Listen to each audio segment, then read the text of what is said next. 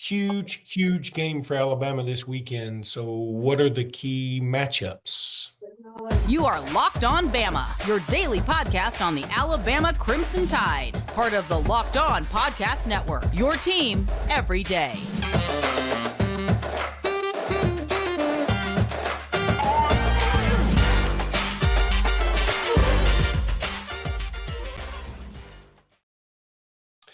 Hey, everybody. Welcome back into Locked On Bama. Luke Robinson, that's me. Jimmy Stein, that's him, as always.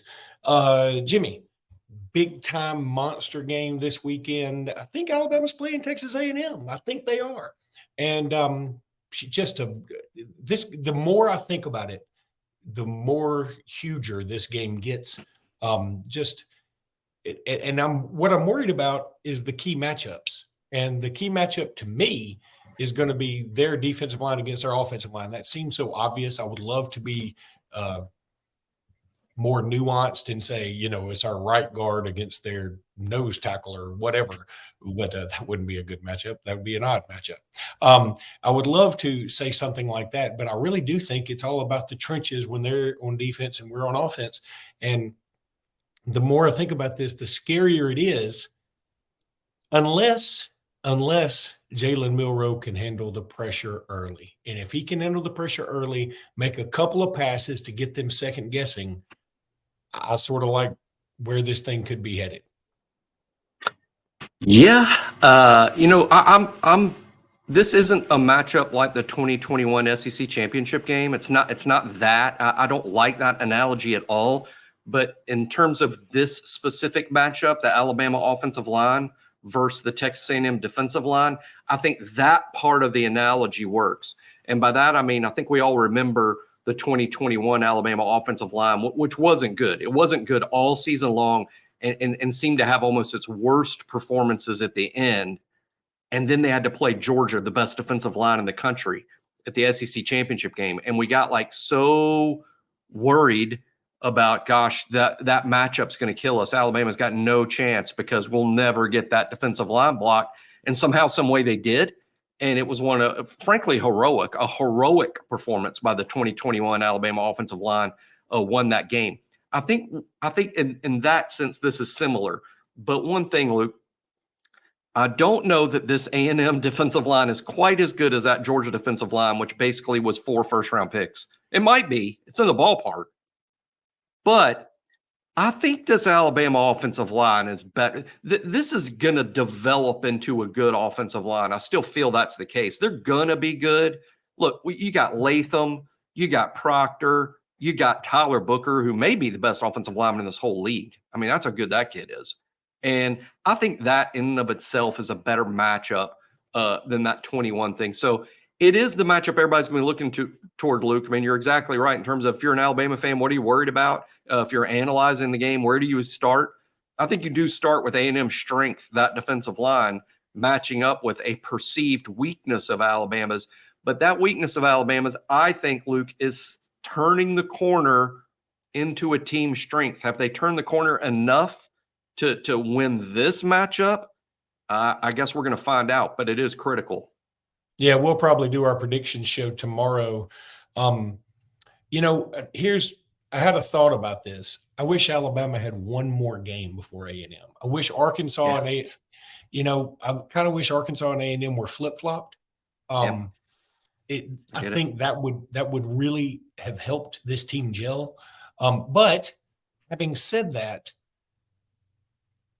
if you play A&M just at A&M before you welcome Tennessee, I mean, that could be dicey too. This whole year I was thinking that the toughest stretch was going to be this A&M, Arkansas, then Tennessee.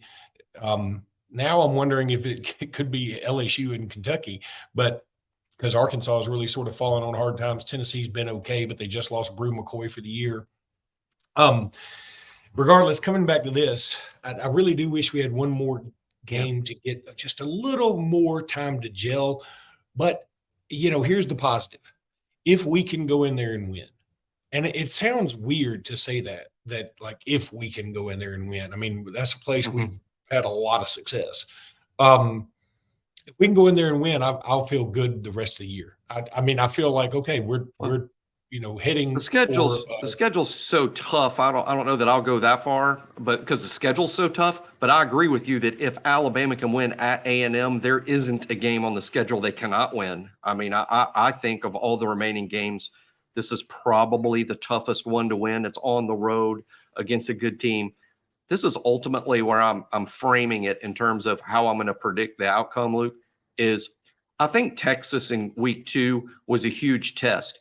And me and you talked all summer, not that we're saying that we predicted all summer Alabama would lose that game to Texas, but what we did say is Texas is a huge test, and it's a good question as to whether Alabama will be ready, mostly due to the quarterback. I mean, is Alabama's quarterback going to be ready to beat Texas in week 2? And we found out the answer was no. And it wasn't Jalen Milroe's fault. I mean, the team got beat. The team could have done better. It wasn't just Jalen by any means. Gave up 34 points. But Alabama, with their young offensive line and their young quarterback, Alabama wasn't ready to beat Texas in week 2. Now, are they ready to beat Texas A&M in week 6? I think it's almost a similar question. To me, it's not, can they? Of course they can win the game. It's, are they ready? Is Milroe ready to win this game? Is the offensive line good enough yet to win this game? We'll find out. Texas, they weren't ready. I think it's week 6 and they are ready and will be ready. And I feel a little bit better about that game this week for that reason. They're just more ready than they were against Texas. Let me ask you this. How do you feel about the unknown of this? See, there's part of me that's a little excited that I don't know the outcome. Even, okay, I felt so confident in every game, no matter who it was, and even if we lost, it wasn't like I was despondent. I was always like, okay, I mean, we'll be fine. We'll be back. I'm not worried about it. I mean, I was there in Levi Stadium. We got blown out to Clemson. I wasn't super worried about it. I was there at Texas A&M last time we went and lost, and I wasn't super worried about it. That team went on to win an SEC championship, by the way, and play for the Natty. I've been there for a lot. I was there for the game of the century in LSU, and that's probably the last time I went into a game, honestly, and I felt like I didn't know what was going to happen. Like I wasn't confident. So there's part of me that's a little excited to be excited. I mean, you're always excited for college football, especially Alabama. But my point is that when you think you're going to win all the time and you have, as we have said, a necessary arrogance, then when that's taken away from you, there is the excitement of, oh man, I hope we're ready. I hope we're ready. I hope we're ready. And like the excitement of the unknown, and there's the fear of the unknown, but I'm saying like it feels good to anticipate this without feeling cocky. Yeah, well, I certainly don't feel cocky about it. I certainly don't feel like I almost wish I was one of those Alabama fans that doesn't think this is a big deal. No, it's a I huge deal. wish. It's absolutely. We're only favored by like 3.5 points. That's practically an underdog. That's really an underdog. Per Alabama standards, we're an underdog in this game. Man, and A&M's a good team. Look what happened last year. We beat them by what? We beat them by one play at the end. And then the year before that, they beat us, and our quarterback was Bryce Young. And they still beat us. So any Alabama fan that feels great about this, I guess I need to switch from this light beer that I often drink to whatever it is that you're taking. If you just feel great about this matchup. Yeah. If you feel great about this matchup, then man, I envy you to a degree, but I'm excited to be excited. You're probably again. On the heroin. When we get back, Jimmy, we're going to talk about some comments that Anais Smith made, and then a retort that our own Terrion Arnold had. So we'll talk about that when we come back. Right now, I need to tell you about Bird Dogs. Bird Dogs make you look good. They do. Bird Dogs stretch khaki shorts are designed to fit slimmer through the thigh and leg, giving you a truly sculpted look. Bird Dog shorts do the exact same thing as Lululemon, but they fit way better. Trust me on this. I have Lululemon. I have Bird Dogs. I wear my Bird Dogs a lot more. My Lululemon cost more. So Lululemon shorts for sale, y'all. On eBay, they fit way better than regular shorts that are made of stiff, restricting cotton. Bird Dogs fixed this issue by inventing cloud knit fabric that looks just like khaki but stretches so you get a way slimmer fit without having to sacrifice movement. Bird Dogs uses anti-stink sweat wicking fabric that keeps you cool and dry all day. Bird Dogs are functional for any occasion. You can take them on a date. You can take them just to chill out. You can take them to the pool, take them to do whatever you want, take them to work. I've worn them to work before, promise you. Look, these things are awesome. Go to birddogs.com/lockedoncollege or enter promo code lockedoncollege at checkout for a free Bird Dogs water bottle with your order. That's birddogs.com/lockedoncollege for a free water bottle at checkout. You won't want to take your Bird Dogs off. We promise. So, Jimmy, Anais Smith, and by the way, I'm going to say I'm guilty of this. I had no idea Anais Smith was the brother of Maurice Smith, who was at Alabama, who ultimately transferred to Georgia, who will always live forever in my heart as a hero because he returned an interception for a touchdown against Auburn, I think in 2016, which led to them beating Auburn 13-7 in one of the most awful games there ever was. But, Maurice Smith, thumbs up from me. Also didn't know that the relationship between Alabama and Maurice Smith was apparently that bad. I mean, I knew Alabama was not necessarily in favor of his transferring to Georgia, but I kind of get where Alabama's coming from on that. Now, the times have changed and everybody's going to go to everywhere and do all these things. But for Anais Smith to hold a grudge that long seems a bit over the top, but whatever. And then Terrion Arnold comes back and is like, whatever. I mean, he had some things to say, but it's sort of like they're not really worried about that. Well, Alabama, I think, almost famously, Luke, they get fired up and they feel disrespected, or they feel like something's been said that really irked them, and I get the feeling they're using this as some sort of fuel. I don't really get it myself because it's not too controversial to me in terms of Anais Smith's comments and Terry. It's not too controversial to me. But I remember years ago, some poor Vanderbilt lineman, after they upset Kansas State, which was a good win for them, said something like, well, Alabama's getting a real game now, or you're next, Alabama. You're next. That's all he said. It wasn't like, oh, Alabama's overrated, or we're going to beat their butt, or it wasn't over the top. But boy, the whole football team, they played so angry against Vanderbilt. And a lot of it, the bad feeling was due to those comments, and it was so innocuous. But I think this is also the beauty of Nick Saban. The Alabama will take these innocuous comments, and I think it's just there will be more fuel to Alabama on Saturday over this. Is it logical? No. Does it make any real sense? No. But will it? Yes. And of course, Terrion, he's so good with the media. Terrion also had great.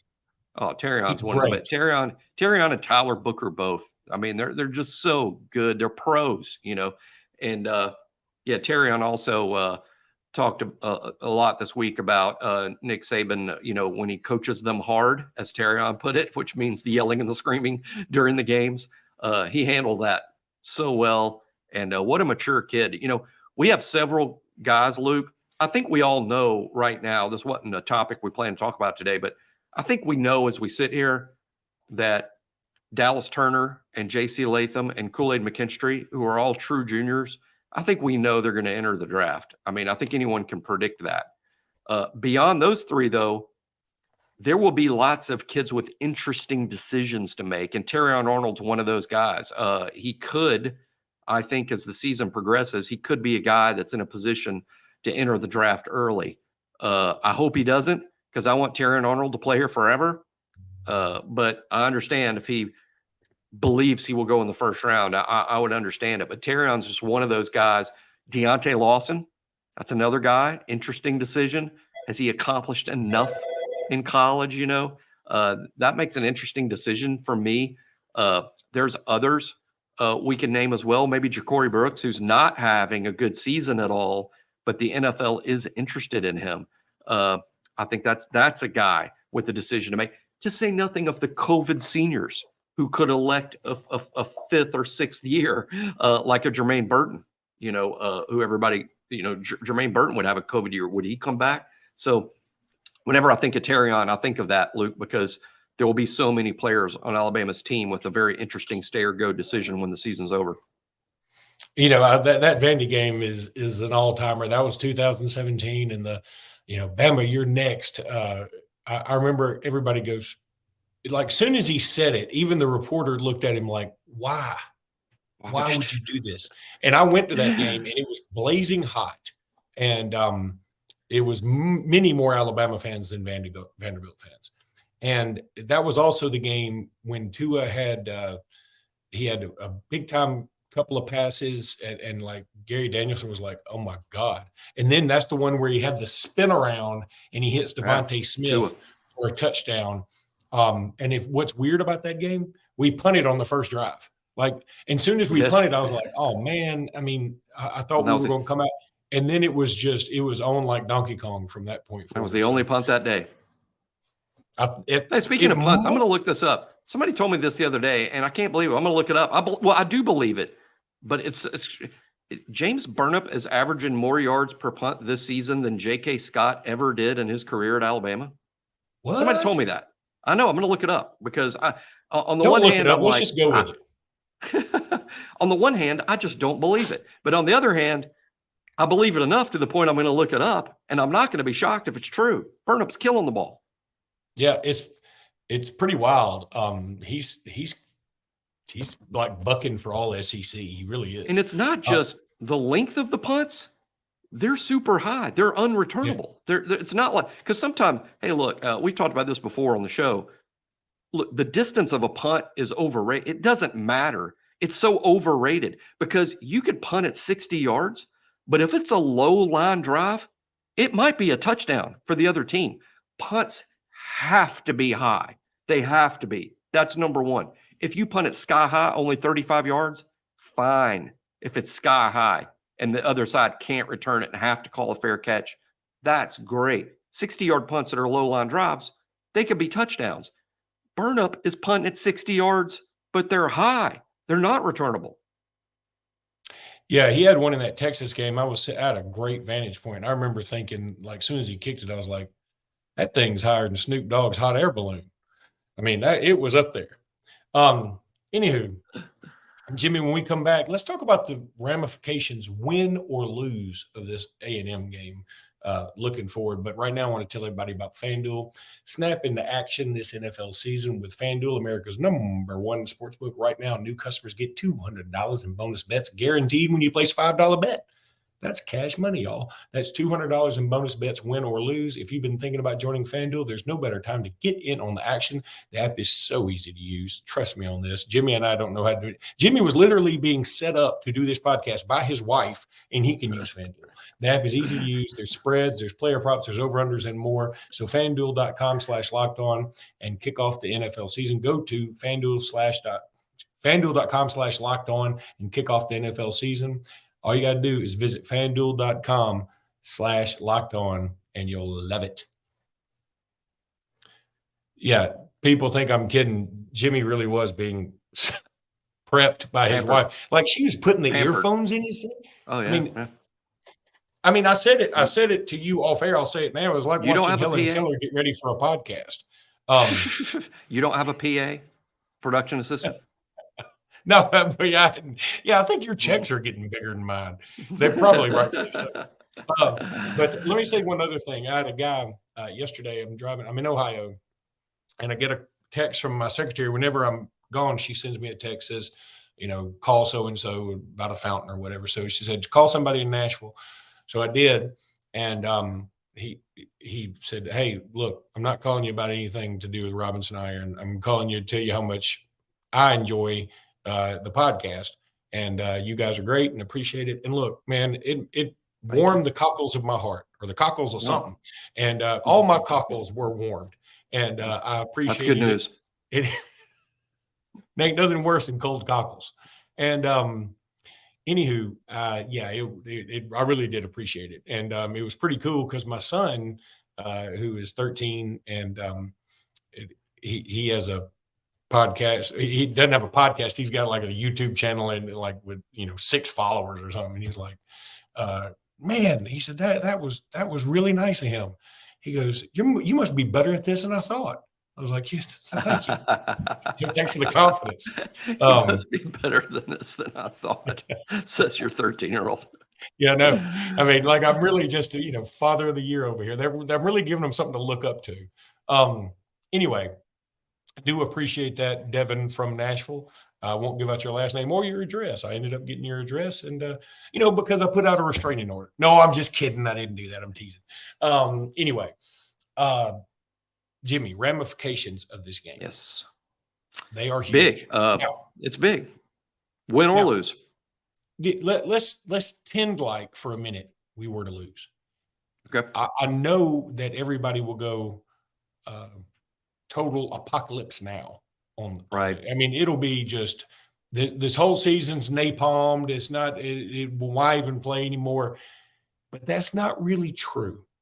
Correct. If we do lose, I think it's crucial that the team and the fan base stay focused, because honestly, I mean this sincerely. I think this is the toughest game left on the schedule. The Jordan-Hare voodoo notwithstanding. Jordan-Hare voodoo could be a lot to accomplish. Yeah. There'd still be a lot to accomplish, including Auburn. Including Auburn. And here's the deal. And if we were to lose, keep in mind, A&M still has to play LSU. I think they travel to Baton Rouge. They have to travel to Tennessee. Correct. And in fact, they travel to Tennessee right after they play us, and Tennessee's got an off week. They still have to play Ole Miss. At Ole Miss. Yeah. So, I mean, and they still have South Carolina at home. Now, look, South Carolina hadn't been great on the road, but that's not going to be an easy game. And South Carolina, while we might not be able to beat them with the intermediate pass, South Carolina could. They've got a good quarterback. Yeah, there's a lot to accomplish, including to say, let's put the SEC West aside. I think there's a lot of Alabama fans that say, hey, look, any season that you can beat Tennessee, LSU, and Auburn, all is not lost. You still got those the 3 big rival games. Tennessee, LSU, and Auburn are all yet to come. That could all be wins, could be. So that's one thing. Secondly, you want the young players on the team to improve, to have a really big 2024. That's the second thing. But the third thing, and even most importantly, as Luke pointed out, this is probably the toughest game that's left on the schedule. If you get through A&M and you do lose, but you win out, not possibly, I would go so far as to say you probably win the SEC West if you win out. You probably do. And if you go to Atlanta with a 10-2 record and you're 7-1 in the SEC, no team with that resume has ever made it to the playoff, but no team in the playoff has ever beaten the 2-time defending national champions in the SEC championship game. I would tell you that if a 2-loss team ever does make the playoff, it would be in a scenario just like that, where you're beating an undefeated 2-time national champion, 2-time defending national champion. So I would even argue that while the playoff would be a long shot, it is absolutely not off the table. Though there's other reasons to play besides making the playoff. Like I said, beating LSU, Tennessee, and Auburn in the same year, going to a New Year's Six Bowl, all those things would be awesome, and all those things would be on the plate for Alabama should they lose. But should you win, Luke, if Alabama wins this game, Alabama is solidly in the national playoff picture with the win on Saturday. Yeah, and a couple of things I did think about. Okay, if you lose and then you win out, even beating Georgia, you would feel like that could very well be a playoff team. It would be a sticky wicket because I remember Penn State beat Ohio State one year, but Penn State had 2 losses. Ohio State only had 1, and Penn State actually won the conference, but Ohio State got in. So you wonder if Alabama were to do this, lose to A&M, go out, win the SEC title, Georgia's undefeated, Alabama beats Georgia, Georgia probably still gets in, is my guess. That's my guess, assuming that, there's an undefeated Michigan or undefeated Ohio State or whatever, or undefeated Penn State, and then, a Pac-12 team that's probably in there for the sympathy slot, and maybe Florida State or whatever. So the other thing is, if we were to lose, it's the catch-22 would be, you need A&M to lose 2 games in the conference, which they can do. But you also need A&M to win all they can. You don't need them to lose more than 2 because you need that loss to look good. So Correct. Now, and one other thing that would be in Alabama's favor is we would need to pull for Texas to win as much as they can. Correct. And which I Georgia. think and Georgia. Yeah. You want an undefeated Georgia team at the end to give Alabama the steroid shot they would need to jump over some other teams. I mean, you want I could live with Alabama. a one-loss Georgia. because of just the scenario I laid out. Yeah, if there's a one-loss Georgia and you beat Georgia, then you knock them out, and then maybe you've got the better argument to get in because now they've got 2 losses. Alabama's got 2 losses and the win over Georgia and Atlanta. That might do it. I mean, it might do it. So, so if Alabama wins, Luke, Alabama is solidly in the playoff picture and in a position to feel pretty good about many of the remaining games. But if Alabama loses, the season is not over. It will almost infuriate me because I know it's coming, Luke. And this is going to infuriate me. So everybody write it down. Oh, Jimmy's going to be infuriated, or however you pronounce that, is because when Alabama loses, we're going to see a lot of, all right, season's over, Milroe experiment over, let's go with Lonergan. Let's season's over. Let's just throw every freshman out there. That's what it's going to be. And first, I'm going to be furious about that because it's so disrespectful to the current seniors and juniors on the team, for one thing. And secondly, those kids will play when they're ready to play. They'll be ready when Nick Saban and the coaching staff says that they're ready to play. Alabama doesn't throw in the towel or throw in seasons. If people think, do they even know Nick Saban? He's been here 17 years. They don't know Nick Saban. Nick's going to put the team on the field that he thinks gives Alabama the best chance of winning the game that week. And if those are freshmen or some freshmen, that's great. Then that's what he believes. But Nick Saban doesn't do things like throw in the towel and prepare for next year. Anybody that thinks Nick Saban does, where have y'all been the last 17 years? That's the complete opposite of Nick Saban's DNA. Well, let's hope that it's not something we have to worry about. Let's hope that Alabama can get the big win. We will have our predictions on this game and others tomorrow. And until then, roll tide, everybody. Roll tide.